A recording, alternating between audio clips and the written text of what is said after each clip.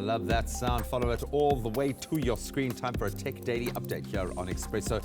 Quite an interesting one. We've been loving watching the story unfold over the last few years, and things seem to be ramping up. Early Tuesday morning, SpaceX attempted what Elon Musk called their most difficult launch to date. Wow. And there have been some pretty big hurdles to get over thus far. The plan was to launch 24 separate satellites to 3 different orbit altitudes using their groundbreaking Falcon Heavy rocket. So in order to do this, they had to launch the rocket up to a certain point, deploy some of the satellites, then boost the rocket out further to deploy more satellites, and so on and so on and so on. Now, to add more pressure to the mission, SpaceX had some pretty hefty customers for this launch, including NASA, the US Air Force, and the Department of Defense, who all had precious cargo on board. Now the picture comes into focus when you hear those, especially Department of Defense. That makes me a little bit nervous. So this was the 3rd time that they've launched the Falcon Heavy rocket, and the 1st time that they've launched at night.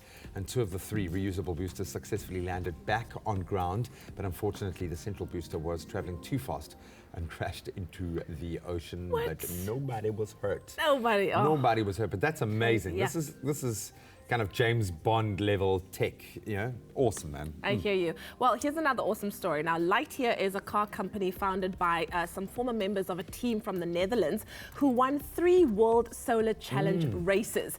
Now, this week, they revealed their first prototype called the Lightyear 1, which is a fully electric car that can travel up to 725 kilometers in a single charge. You're going to say 725 kilometers an hour. I was like, whoa. Yeah, it is I know. Now, what makes it really unique is the built-in solar panels on the roof and bonnet that can recharge 12 kilometers of range per hour.